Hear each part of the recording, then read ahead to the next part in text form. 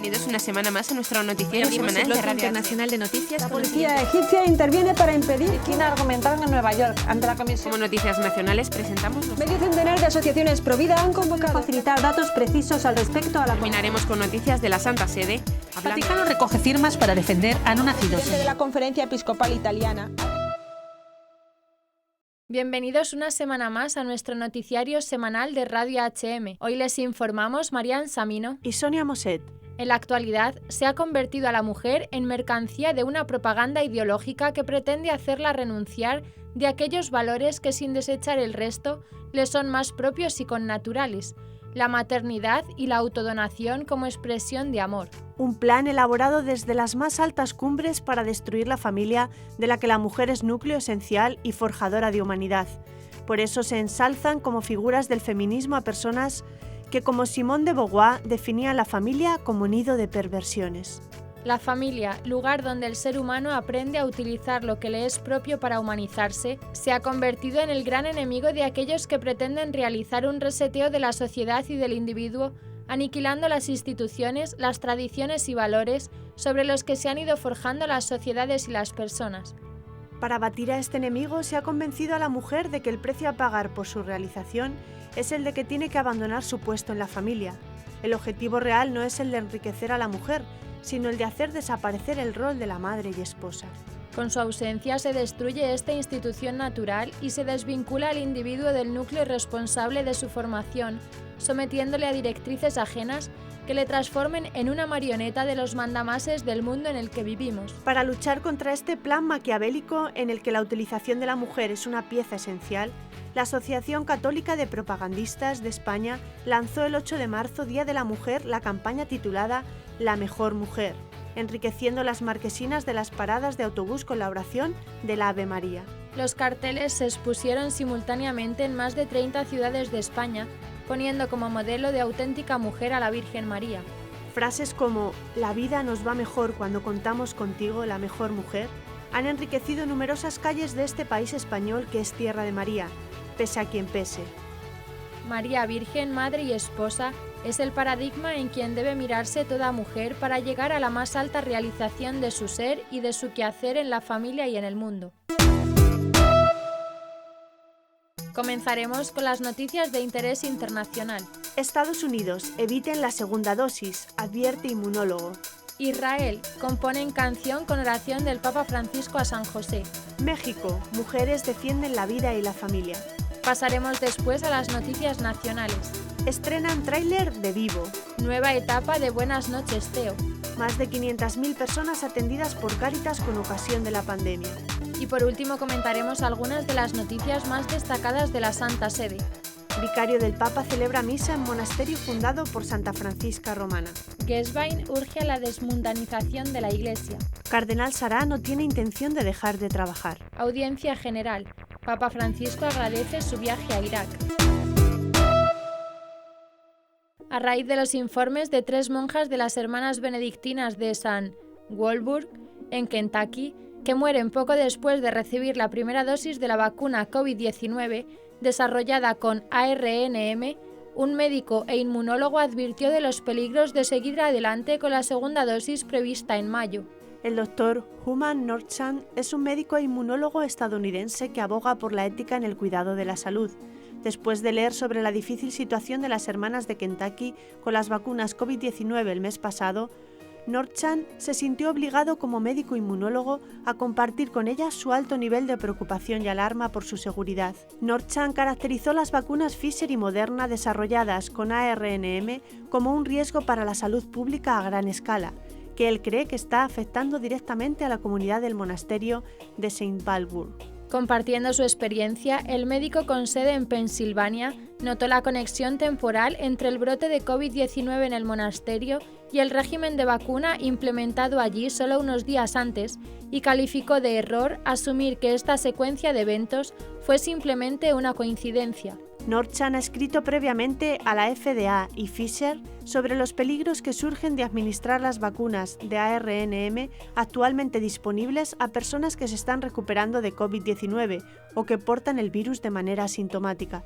En su estudio profesional de las condiciones que surgen de la exposición al COVID-19, es una cuestión de certeza que los antígenos virales están presentes en el revestimiento endotelial de los vasos sanguíneos en todas las personas con infección activa o reciente por COVID-19, independientemente de si son sintomáticos o convalecientes, dijo. Esto significa que es un pronóstico inmunológico casi seguro que si los antígenos virales están presentes en los tejidos, cualquier tejido de los sujetos que se someten a la vacunación, la respuesta inmune específica del antígeno desencadenada por la vacuna se dirigirá a esos tejidos y causará inflamación y daño más allá del sitio anatómico local de colocación de la vacuna, advirtió el médico.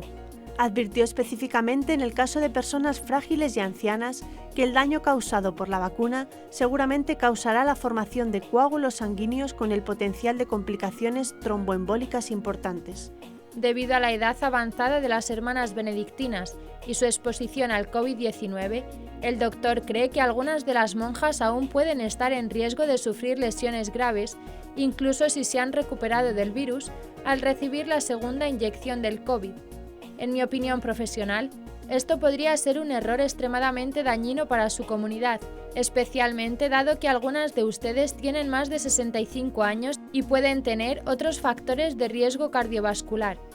A pesar del uso de las pruebas del PCR para descubrir casos de COVID-19, investigaciones recientes sugieren que el método no es confiable para detectar COVID. El consorcio identificó numerosos errores técnicos y científicos y señaló que ni la prueba ni el manuscrito en sí cumplen los requisitos para una publicación científica aceptable. Apodaron el documento del CD como ciencia defectuosa y llamaron a sus autores intelectualmente deshonestos. Los científicos llamaron la atención sobre el hecho de que el equipo que desarrolló inicialmente las pruebas de PCR no tenían acceso al COVID-19 y por lo tanto no pudo verificar su aplicación. El equipo del Centro Magdala, establecido en la tierra de Santa María Magdalena, Israel, lanzó este 10 de marzo la canción Salve José, compuesta en base a la oración con la que el Papa Francisco culmina su carta apostólica Patris Corde. El Santo Padre publicó Patris Corde el 8 de marzo de 2020, con ocasión de los 150 años de la declaración de San José como patrono de la Iglesia Universal. Ese mismo día el Papa convocó el Año de San José, que culminará el 8 de diciembre de 2021 y durante el cual los fieles podrán obtener indulgencias. En la oración el Santo Padre alienta a pedirle a San José: muéstrate, Padre, también a nosotros y guíanos en el camino de la vida. Concédenos gracia, misericordia y valentía y defiéndenos de todo mal. La oración fue adaptada musicalmente por Luis Meseguer Mira y es cantada por Cristina Mesanet. El padre Juan Solana, director del Centro Magdala, que dirige en estos días una peregrinación virtual por Tierra Santa, alentó a que hagamos de este canto y de esta oración como nos enseña el Papa, y así pedimos por toda la Iglesia y por todo el mundo.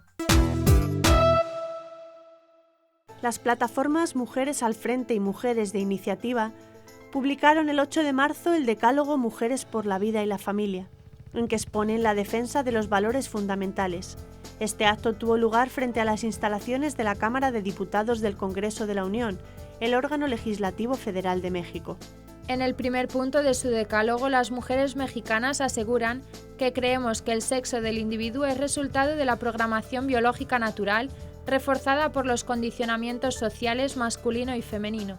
Creemos que mujeres y hombres son iguales en valía, dignidad y propósito, por lo que la ley debe garantizar equidad tanto en sus derechos humanos como en sus diferencias funcionales, indica el segundo punto. Asimismo, creemos que las diferencias entre mujer y hombre comprobadas por la ciencia en aspectos biológicos, psicológicos y sociales deben ser celebradas como instrumentos de complementariedad funcional que dan sentido al matrimonio y fuerza a la sociedad. El cuarto punto del decálogo afirma que la unión responsable entre un hombre y una mujer es la forma natural y legítima de formar una familia. El quinto punto señala que el ejercicio responsable de la paternidad y maternidad son insustituibles para el sano desarrollo de la descendencia y que ambos son el instrumento más confiable de protección, provisión y guía. Por ello sostenemos que la patria potestad debe ser un derecho irrestricto de los padres y en el cual el Estado debe tener injerencia mínima. Creemos que la violencia en todas sus formas es un cáncer social que debe ser contrarrestado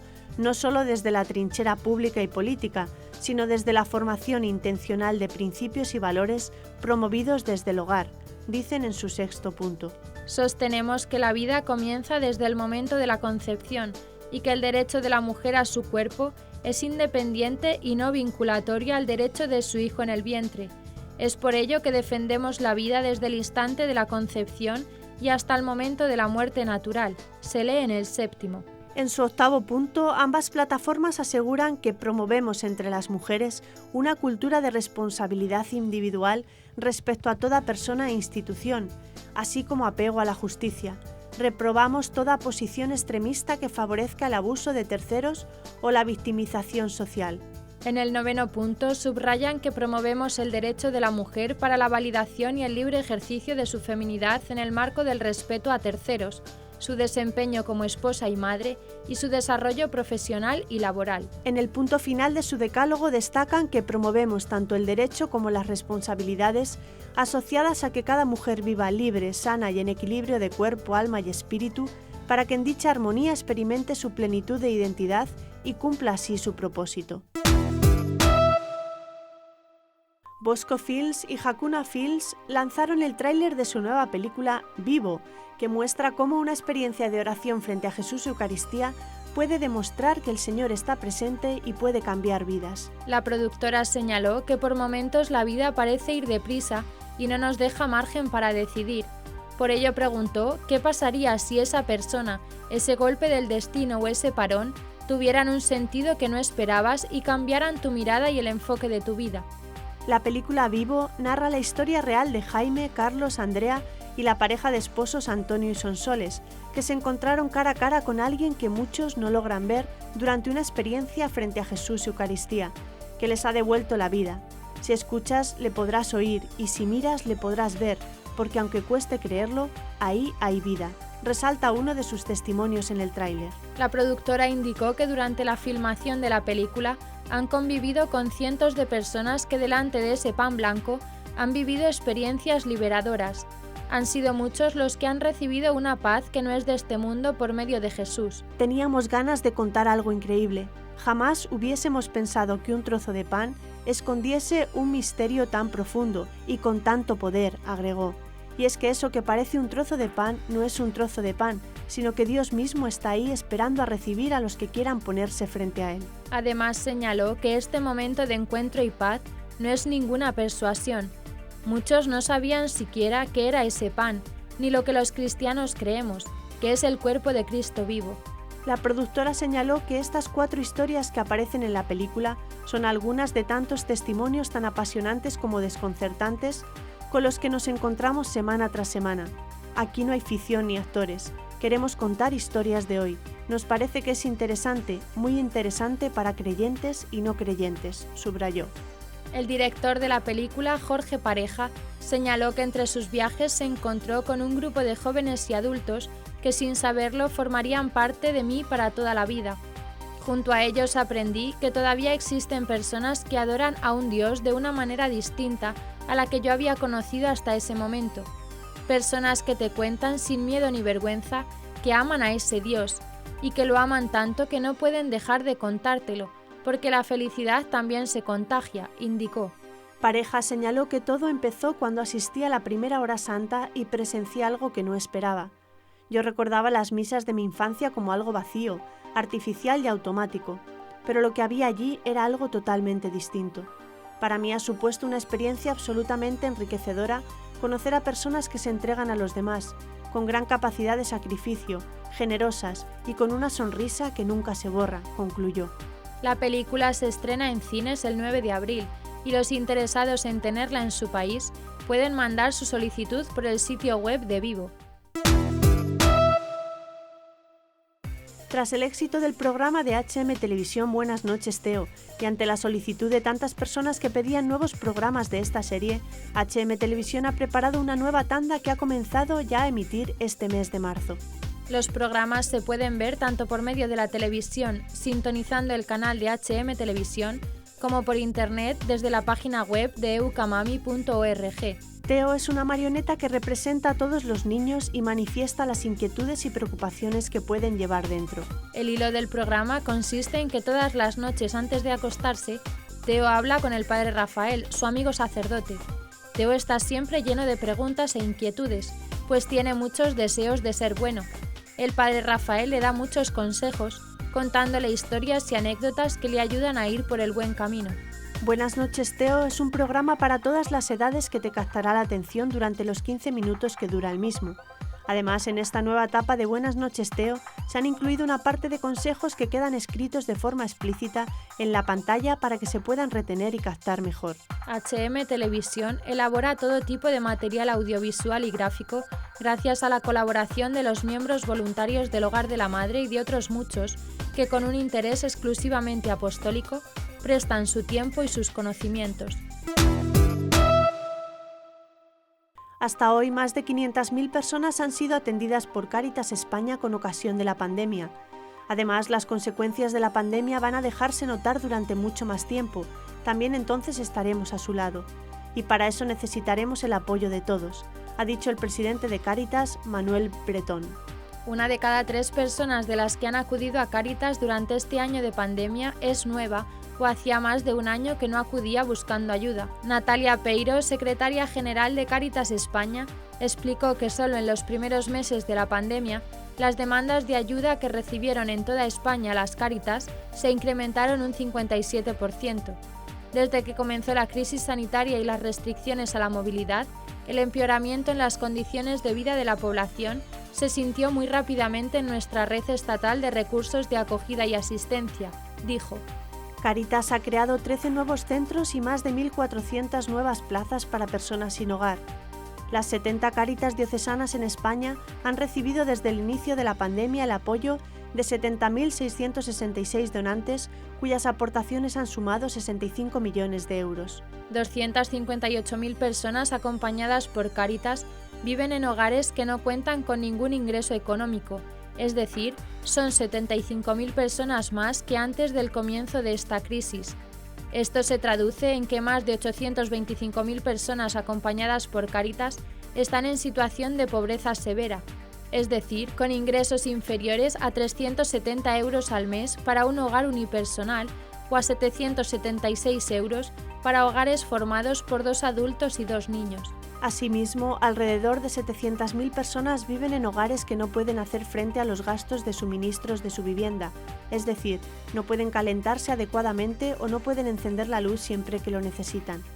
El 16% de las familias, cerca de 77.000, se han visto obligadas a cambiar de residencia para disminuir los gastos. Para casi el 45% de los hogares atendidos por Cáritas, afrontar los gastos derivados de la vivienda suponen una grave dificultad. El vicario del Papa para la diócesis de Roma, cardenal Angelo de Donatis, celebró este 9 de marzo una misa en el monasterio fundado por Santa Francisca Romana, copatrona de Roma. En su homilía, el cardenal de Donatis destacó que el testimonio de santidad de Santa Francisca Romana permanece aún vivo porque la caridad no tendrá nunca fin. Francisca, mujer fuerte, ha hecho del encuentro con Dios y con los pobres su estilo de vida. Su casa estaba abierta a los pobres sin posponer la caridad al día de mañana, advirtió el vicario del Santo Padre para la diócesis de Roma. Cada 9 de marzo la Iglesia celebra la fiesta de Santa Francisca Romana, viuda y posteriormente religiosa. En 1433, Francisca fundó el monasterio de Torespecchi, al que se mudó junto a las oblatas que deseaban tener una vida en común y fortalecer su servicio a los demás. El Papa Eugenio IV aprobó la iniciativa y el grupo de mujeres se convirtió en la única congregación religiosa de oblatas con votos privados y vida en común, hasta el día de hoy. Santa Francisca Romana murió el 9 de marzo de 1440 y fue canonizada el 9 de mayo de 1608 por el Papa Paulo V. George Genswein, secretario personal y fiel colaborador de Benedicto XVI, fue también el arzobispo alemán que ejerció también unos años como prefecto de la Casa Pontificia con el Papa Francisco. El mismo tiene también un recorrido propio marcado por un importante bagaje intelectual, que unido a la experiencia ganada acompañando a los sucesores de Pedro, le han hecho tener una visión privilegiada de la Iglesia. Este análisis desde dentro de la Iglesia, pero visto desde cerca de su cabeza, lo ha mostrado a través del libro Cómo la Iglesia Católica puede restaurar nuestra cultura, de Rial, donde Monseñor Gainsborough presenta una serie de observaciones sobre el estado de la Iglesia y su futuro en una sociedad ya postcristiana. Como discípulo de Benedicto XVI, el arzobispo alemán reflexiona en un capítulo sobre la necesaria desmundanización de la Iglesia, de la que ya hablaba el Papa emérito, y su relación con la nueva evangelización. El 25 de septiembre de 2011, en Friburgo, en su Alemania natal, Benedicto XVI realizaba una afirmación que generó un gran debate. Para cumplir su misión, deberá continuamente también tomar distancias respecto a su entorno. Deberá, por decirlo así, desligarse del mundo. Esta afirmación generó polémica y muchos acusaron al entonces Papa de revocar el Concilio Vaticano II y su llamada a abrirse al mundo. En opinión de su secretario, la fe cristiana reconoce tanto el movimiento de Dios hacia el mundo, que alcanzó su culminación inigualable en la encarnación de la palabra de Dios en Jesucristo, como el necesario movimiento de distanciamiento del mundo, porque la fe no ha de conformarse a los estándares del mundo, ni ha de quedar enredada en su trama. Este es el punto de partida que utiliza Gainsborough para su reflexión, donde recalca que los cristianos viven en el mundo y son llamados a servir al mundo y a trabajar en él, pero no han de conformarse al mundo. Debido a esto, considera que se producirán inevitablemente fricciones entre la esfera del mundo y la esfera de la cristiandad, algunas de las cuales pueden llegar al odio hacia quienes en los tiempos actuales no dejan sencillamente que la corriente del mundo se los lleve por delante. Con el fin de evitar este odio al que se refería, tanto la Iglesia como los cristianos pueden experimentar la tentación de conformarse al mundo y querer ser como el resto. Sin embargo, Gainsborough llama a estar en guardia ante esta tentación a la que han sucumbido muchos católicos y recuerda que la adaptación que se pide una y otra vez a los cristianos y a la Iglesia no es principalmente una adecuación a los tiempos modernos, ni a su espíritu, sino a la adaptación a la verdad del Evangelio.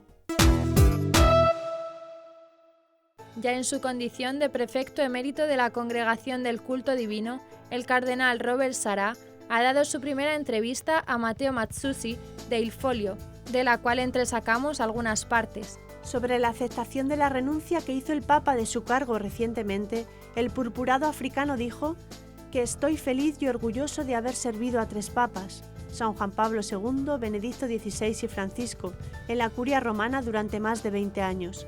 He tratado de ser un servidor leal, obediente y humilde de la verdad del Evangelio. Sobre qué aprendió de su servicio en el dicasterio, el cardenal Sarah expresó, entre otras cosas, que la responsabilidad de la liturgia nos sitúa en el corazón de la Iglesia, de su razón de ser. La Iglesia no es una administración ni una institución humana. La Iglesia prolonga misteriosamente la presencia de Cristo en la tierra. La Iglesia existe para dar a los hombres a Dios y para dar a Dios a los hombres. Este es precisamente el papel de la liturgia, adorar a Dios y comunicar la gracia divina a las almas. Cuando la liturgia está enferma, toda la Iglesia está en peligro porque su relación con Dios no solo está debilitada, sino profundamente dañada. En lugar de hablar de nosotros mismos, vayamos a Dios. Este es el mensaje que vengo repitiendo desde hace años. Si Dios no está en el centro de la vida de la Iglesia, entonces está en peligro de muerte. Por eso ciertamente Benedicto XVI dijo que la crisis de la Iglesia es esencialmente una crisis de la liturgia porque es una crisis de la relación con Dios. El purpurado quiso resaltar especialmente el papel del silencio en la liturgia. Nunca he dejado de volver al lugar del silencio en la liturgia. Cuando el hombre permanece en silencio, deja un lugar para Dios. Al contrario, cuando la liturgia se vuelve habladora, olvida que la cruz es su centro, se organiza en torno al micrófono. Todas estas preguntas son cruciales porque determinan el lugar que le damos a Dios. Desafortunadamente se han transformado en cuestiones ideológicas. Acerca de su relación con el Papa Francisco, el purpurado guineano expresó que al pontífice le gusta la franqueza. Siempre hemos trabajado juntos con sencillez, a pesar de las fantasías de los periodistas. Por ejemplo, el Papa Francisco entendió muy bien y recibió el libro para el que había colaborado con Benedicto XVI, desde lo más profundo de nuestros corazones. No le oculté mi preocupación por las consecuencias eclesiológicas de cuestionar el celibato de los sacerdotes. Cuando me recibió después de su publicación, cuando las campañas de prensa me acusaron de mentir, me apoyó y animó. Había leído y apreciado, al parecer, la copia autografiada que el Papa Benedicto XVI, con su delicadeza, le había enviado. Sobre cómo ve el futuro de la Iglesia, expresa el cardenal Sará que la Iglesia vive hoy un Viernes Santo. El barco parece estar tomando agua por todos lados. Algunos la traicionan desde dentro, pero la victoria de Cristo siempre llega a través de la cruz. La Iglesia debe ir hacia la cruz y hacia el gran silencio del Sábado Santo. Debemos rezar con María junto al cuerpo de Jesús. Velad, orad, penitencia y reparación para que podamos proclamar mejor la victoria de Cristo resucitado. Acerca de su futuro personal, el cardenal Sará dice que no tiene la intención de dejar de trabajar. De hecho, estoy feliz de tener más tiempo para orar y leer. Seguiré escribiendo, hablando, viajando. Aquí en Roma sigo recibiendo sacerdotes y fieles de todo el mundo. Más que nunca la Iglesia necesita obispos que hablen con claridad, libertad y fidelidad a Jesucristo y a las enseñanzas doctrinales y morales de su Evangelio. Tengo la intención de continuar esta misión e incluso ampliarla. Debo seguir trabajando al servicio de la unidad de la Iglesia, en la verdad y en la caridad. Quiero humildemente seguir apoyando la reflexión, la oración, el coraje y la fe de tantos cristianos desorientados, confundidos y perplejos por las muchas crisis que atravesamos en este momento. Crisis antropológica, crisis cultural, crisis de fe, crisis sacerdotal, crisis moral, pero sobre todo crisis de nuestra relación con Dios. Este miércoles 10 de marzo, el Papa Francisco, al dedicar la audiencia general de esta semana a su reciente visita apostólica a Irak, que realizó del 5 al 8 de marzo, agradeció a Dios su visita a este país, que era un proyecto de San Juan Pablo II. En estos días pasados el Señor me ha concedido visitar Irak, realizando un proyecto de San Juan Pablo II.